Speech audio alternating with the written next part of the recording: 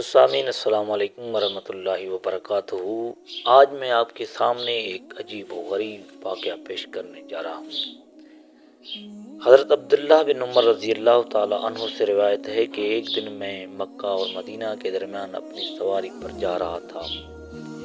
پیچھے سامان باندھا ہوا تھا۔ راستے میں ایک قبرستان سے گزرا تو کیا دیکھتا ہوں، ایک آدمی اپنے قبر سے نکلا جس کے جسم پر آگ لگ رہی ہے اور اس کی گردن میں زنجیر ہے، جسے گھسیٹتا ہوا وہ آدمی جا رہا ہے۔ مجھے دیکھ کر اس آدمی نے چلا کر کہا، اے عبداللہ، مجھ پر پانی چھڑک دو۔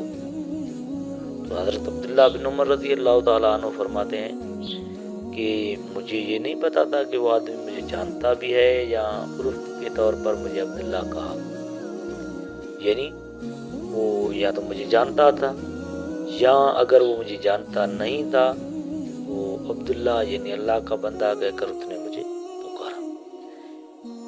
اتنے میں دوسرا شخص آتا ہے اور وہ کہتا ہے کہ اے عبداللہ، اس آدمی پر پانی مت چھڑکنا۔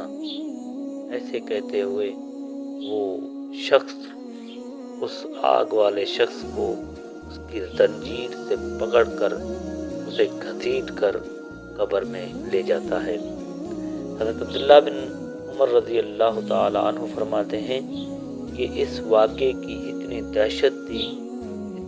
دہشت مجھے محسوس ہوئی کہ میرے بال سفید ہو گئے، اور جب یہ واقعہ میں نے حضرت عثمان رضی اللہ تعالی عنہ کو سنایا تو حضرت عثمان رضی اللہ تعالی عنہ نے مسلمانوں کو اکیلے سفر کرنے سے منع فرما دیا۔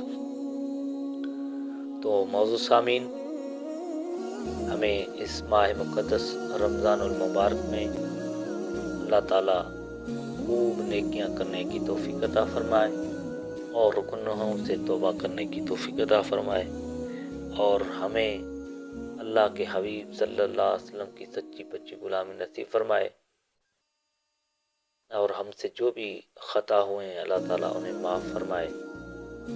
اس ماہ مقدس میں جو ابھی عشرہ رحمت چل رہا ہے، اس کے بعد عشرہ مغفرت آئے گا، اس کے بعد برات من النار یعنی جہنم سے نجاتی کا عشرہ آئے گا۔